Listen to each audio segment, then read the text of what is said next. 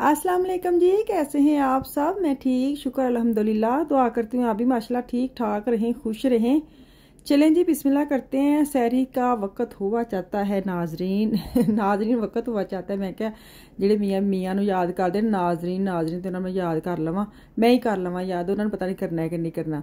तो यहाँ पे ना पराठे शराठे चल रहे हैं, सुक्खी चल रही है, कोई सुक्खी रोटी खाता है, कोई पराठे खाता है। चाय मैं अपने लिए बना रही हूँ, साथ इनके लिए बना रही हूँ ਤੇ ਆ ਕੇ ਜਿਹੜੀ ਸਹਿਰੀ ਨਾ ਪ੍ਰੋਪਰ ਇੱਕ ਬਣੀ ਜਾਵੇ। अच्छा बच्चे ਜਿਹੜੇ ना वो लुकमान 2-3 दिन तीसरा रोज़ा चौथा रोज़ा, हाँ 3 दिन उसने वो सहरी की है।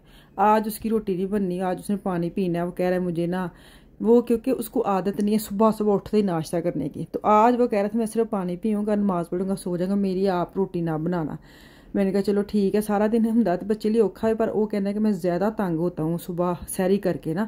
तो रात को काफ़ी लेट तक वो खाया है उन्होंने, क्योंकि आज उसकी यूनिवर्सिटी नहीं थी तो वो 11-12-1 बजे ही खाते पीते रहे। मैं कहा चलो कोई गल तसल्ली हो जाती है। तो चलो जी इतने हूँ मैं तुहानू लै चलनी उठ के बाहर।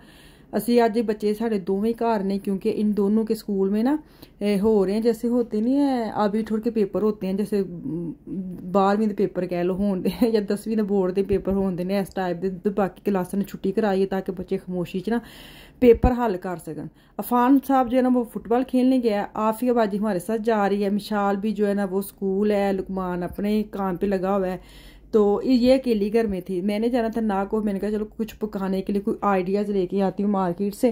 घर में बैठे बैठे ना बंदा समझ नहीं आती पकाए तो क्या पकाए। अगर आप नॉर्मल दिनों च तुसी पकाने किन्नी खेचल होंदी, किन्नी स्ट्रैस होंदी है, तो फिर रमज़ान दे विच ते बहुत ही ज़्यादा होंदी है। यह होंदा कि इंदी चीज़ पक्की जाए, एक पक्की जाए जेह्ड़े सब खा लैन।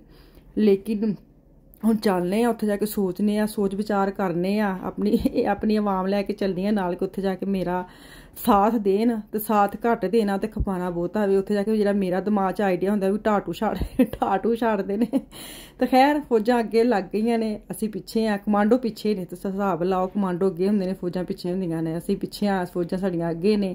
ਹੁਣ ਇੱਥੇ ਵੈਗਨ ਕੱਢਣਗੇ ਤੇ ਮੈਂ ਉਨੀ ਦਿਨ ਅੰਦਰ ਚਲੇ ਗਈ। ਮੈਂ ਕਿਹਾ ਚਲੋ ਇੱਥੇ ਜਾ ਕੇ ਤੇ ਚੀਜ਼ਾਂ ਸੋਚਾਂ, ਕੋਈ ਫਲ ਕੋਈ ਸਬਜ਼ੀ ਹੈ ਜਿਹਦੀ ਘਰ 'ਚ ਹੁੰਦਿਆਂ ਵੀ ਨਾ ਸਮਝ ਨਹੀਂ ਆਉਂਦੀ। ਜਿਹੜੇ ਘਰ 'ਚ ਚੀਜ਼ਾਂ ਹੁੰਦੀਆਂ ਨੇ ਉਹਨਾਂ ਤੁਹਾਡਾ ਆਪਣਾ ਵੀ ਮਾਈਂਡ ਨਹੀਂ ਬਣਦਾ ਕਿ ਅੱਛਾ ਚੱਲ ਇਹ ਪਕਾ ਲੈਂਦੇ ਆ ਪਕਾ ਲੈਂਦੇ। ਹੁਣ ਇੱਥੇ ਜਾ ਕੇ ਸੋਚ ਵਿਚਾਰ ਅਸੀਂ ਕਰਨੀ ਹੈ।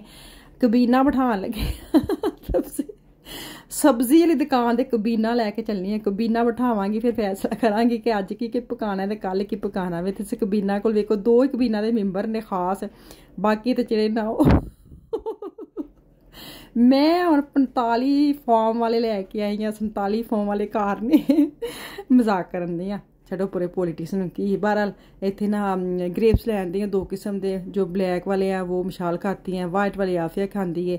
अलग अलग तो टेस्ट मैनू नहीं समझ आते। अंगूर तो अंगूर भी होंगे सानू, तो भाई ਜਿਹੜੇ ਵੀ ਲੱਭਦੇ ਅਸੀਂ ਖਾ ਲੈਂਦੇ ਤੇ साढ़े तो कोई नहीं सुनता। ਅਸੀਂ चिट्टे खाने ने कि हरे खाने ने कि काले खाने ने, सानू तो ਅਸੀਂ अंगूर मिलन ਜਿਹੋ ਜਿਹੇ ਮਿਲਣ ਖਾ ਲੈਣੇ ਨੇ। ਪਰ ਬੱਚਿਆਂ ਨੂੰ ਭਾਈ ਇੱਥੇ ਜਹਾਂ ਜਿੰਨੀਆਂ ਰੱਖੋ ਤੁਸੀਂ ਚੁਆਇਸ ਉਨੀ ਉਹ ਬੱਚਿਆਂ ਦੀ ਵੱਧਦੀ ਹੈ। ਚਲੋ ਜੀ ਅਸੀਂ ਗੋਭੀ ਦਾ ਫੁੱਲ ਲੈ ਲਿਆ ਵੇ।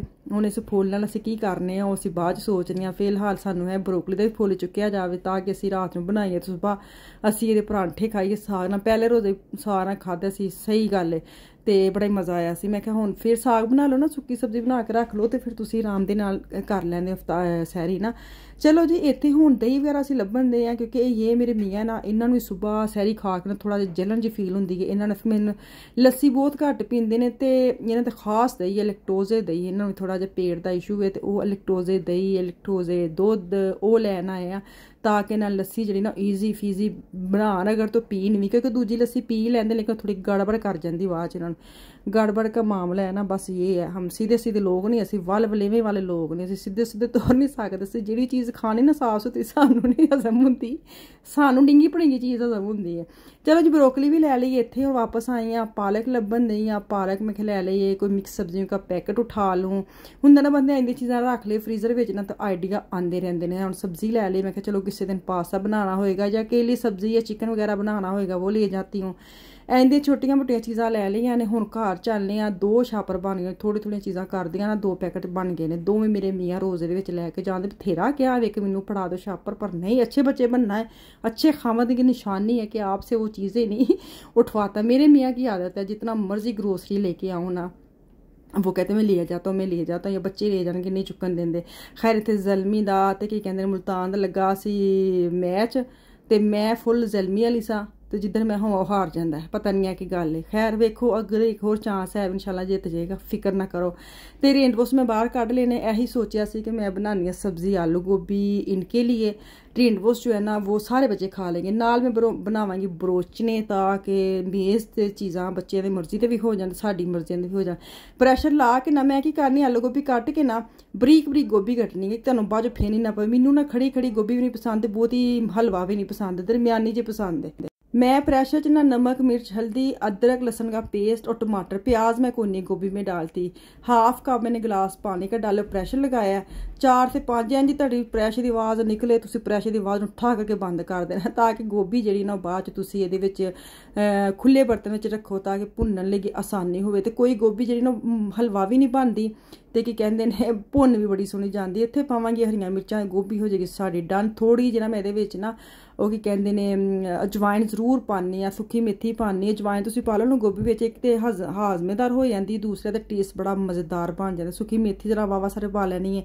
ਥੋੜਾ ਜਿਹਾ ਤੁਸੀਂ ਹਰਾ ਧਨੀਆ ਕੱਟ ਕੇ, ਤੇ ਹਰਾ ਧਨੀਆ ਤਾਂ ਖੈਰ ਮੈਂ ਥੋੜਾ ਜਿਹਾ ਨਹੀਂ, ਮੈਂ ਵਾਵਾ ਹੀ ਪਾ ਲੈਣੀ। ਜਿੱਦਾਂ ਤੇ ਫਰੈਸ਼ ਧਨੀਆ ਘਰ ਆਵੇ ਨਾ ਉਦੋਂ ਤੇ ਮੇਰੀ ਈਦ ਹੀ ਹੋ ਜਾਂਦੀ ਹੈ। ਹਰਾ ਧਨੀਆ ਮੈਨੂੰ ਤੇ ਮੇਰੇ ਬੇਟੇ ਕੋ ਬੜੇ ਪਸੰਦ ਹੈ। ਜਿੱਦਣ ਐਂਦੀ ਚੀਜ਼ ਆਉਂਦੀ ਹੈ ਫਿਰ ਮੈਂ ਤੜ ਉਹਨੂੰ ਫਰੈਸ਼ ਕੱਟ ਕੇ ਤੇ ਮੈਂ ਵੇਖੋ ਕਿੱਡੀ ਮੁੱਠ ਬਣਾਈ। ਹਾਲਾਂਕਿ ਸਬਜ਼ੀ ਵਿੱਚ ਸ਼ੋਰਬੇ ਵਿੱਚ ਜਰਾ ਧਨੀਏ ਦਾ ਮਜ਼ਾ ਆਉਂਦਾ ਵੇ, ਸੁੱਕੀ ਸਬਜ਼ੀ 'ਚ ਕਿਹੜਾ ਨਜ਼ਰ ਆਣਾ, ਪਰ ਨਹੀਂ ਮੈਨੂੰ ਇਹ ਕਿ ਹੁਣ ਜਦੋਂ ਆਣਾ ਨਾ ਉਧਰ ਮੁੱਠ ਭਰ ਕੇ ਮੈਂ ਕੱਟਣਾ ਵੇ। ਤੇ ਬਾਕੀ ਮੈਂ ਕੱਟ ਕੇ ਫਰੀਜ਼ ਹਜੇ ਕਰਨਾ ਹੈ ਫਿਲਹਾਲ। ਤੇ ਮੈਂ ਕਿਹਾ ਚਲੋ ਇਹਦੇ ਉੱਤੇ ਪਾਵਾਂ ਤੇ ਇਹਨੂੰ ਮੈਂ ਕਰਾਂ ਸਾਈਡ। ਤੇ ਦੂਸਰੇ ਪਾਸੇ ਰੇਨਬੋਸ ਮੈਂ ਸਾਈਡ ਤੇ ਕੱਢੇ ਸਨ ਤਾਂ ਕਿ ਥੋੜੇ ਜਿਹੇ ਮੈਲਟ ਹੋ ਜਾਣ।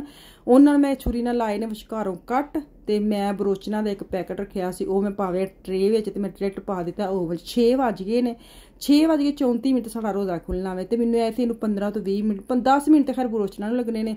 ਰੇਨਬੋਸ ਨੂੰ ਜਰਾ 5 ਮਿੰਟ ਬਾਅਦ ਲੱਗ ਜਾਣਗੇ। ਜੇ ਦੇਖੋ ਜੀ ਬਰੋਚਨੇ ਹੋ ਗਏ ਡਨ। ਇਹਨਾਂ ਨੂੰ ਮੈਂ ਕੱਢਿਆ ਬਾਹਰ ਤੇ ਹਜੇ ਰੇਨਬੋਸ ਨੂੰ ਥੋੜਾ ਟਾਈਮ ਲੱਗਣਾ ਸੀ ਕਿਉਂਕਿ ਫਰੀਜ਼ ਹੋਏ ਸੀ ਅੰਦਰੋਂ ਤੱਕ ਹਜੇ ਪੱਕਣੇ ਸਨ। ਤੇ ਚਲੋ ਜੀ ਡਾਇਰੈਕਟ ਹੁਣ ਚੱਲਦੇ ਹਾਂ ਟੇਬਲ ਉੱਤੇ। ਤੇ ਟੇਬਲ ਉੱਤੇ ਇਫਤਾਰੀ ਦਾ ਜਿਹੜਾ ਐਲਾਨ ਹੋ ਗਿਆ ਵੇ। ਰੋਜ਼ੇਦਾਰੋ ਰੋਜ਼ੇ ਖੋਲੋ, 1 ਮਿੰਟ ਰਹਿ ਗਿਆ, 2 ਮਿੰਟ ਰਹਿ ਗਿਆ ਹੈ। ਬੜਾ ਮਜ਼ਾ ਆਉਂਦਾ ਸੀ ਰੋਜ਼ੇ ਦਾ। ਅਸੀਂ ਨਾ ਕੀ ਕਰਨਾ ਹੁੰਦਾ ਸੀ, ਕੁਛ ਵੀ ਜੋ ਵੀ ਸਾਡੇ ਇਫਤਾਰੀ ਦਾ ਟਾਈਮ ਹੁੰਦਾ ਸੀ ਨਾ, ਜਦੋਂ ਅਸੀਂ ਸਕੂਲ ਲਾਈਫ 'ਚ ਹੋਈਦਾ ਸੀ, ਭਾਵੇਂ ਰੋਟੀ ਦਾ ਨਵਾਲਾ ਹੀ ਕਿਉਂ ਨਾ, ਅਸੀਂ ਰੋਟੀ ਦਾ ਨਵਾਲਾ ਮੂੰਹ ਦੇ ਅੱਗੇ ਰੱਖਿਆ ਹੁੰਦਾ ਸੀ। ਸਾਡੇ ਨਾ ਗਾਉਂ 'ਚ 2 ਮਸਜਿਦ ਸਨ। ਸਾਨੂੰ ਹੁੰਦਾ ਸੀ ਜਿਹੜੀ ਸਾਡੇ ਵਾਲੇ ਪਾਸੇ ਮਸਜਿਦ ਨੇ ਉਹਦਾ ਘੁੱਗੂ ਬੋਲੇਗਾ ਤੇ ਅਸੀਂ ਰੋਜ਼ਾ ਖੋਲ੍ਹਣਾ।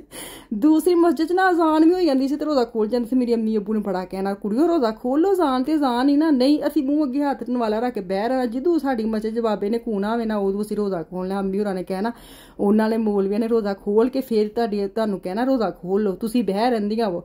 ਆਏ ਬੜੇ ਮਜ਼ੇਦਾਰ ਸੀਨ ਸੀ। ਅਸੀਂ ਕਿਹਾ ਮਾਂ ਪਿਓ ਸਨ ਸੱਚੀ ਚਿੱਲੇ ਕੇ ਬੈਠੇ ਹੁੰਦੇ ਸਨ ਤੇ ਅਸੀਂ ਚਾਰ ਛੜੇ ਬਹਿ ਕੇ ਰੋਜ਼ਾ ਖੋਲ੍ਹਣਾ ਹੁੰਦਾ ਸੀ, ਸੈਰੀ ਕਰਨੀ ਹੁੰਦੀ ਸੀ। ਕਦੀ ਨਹੀਂ ਸੀ ਸਾਨੂੰ ਉਠਾਇਆ ਕਿ ਉੱਠ ਕੇ ਸੈਰੀ ਬਣਾਓ ਕੁੜੀਓ। ਬਣ ਜਾਂਦੀ ਸੀ, ਆਵਾਜ਼ ਆਉਂਦੀ ਸੀ ਸੈਰੀ ਬਣ ਗਈ ਤੇ ਉੱਠ ਜਾ। ਹਾਏ ਉਹ ਦਿਲ ਨਹੀਂ ਕਦੀ ਲੱਭਣੇ ਸੱਚੀ। ਚਲੋ ਜੀ ਮੈਂ ਇਮੋਸ਼ਨਲ ਹੋ ਚੱਲੀ ਹਾਂ ਤੇ ਮੈਨੂੰ ਦਿਓ ਇਜਾਜ਼ਤ। ਅੱਲਾ ਹਾਫਿਜ਼।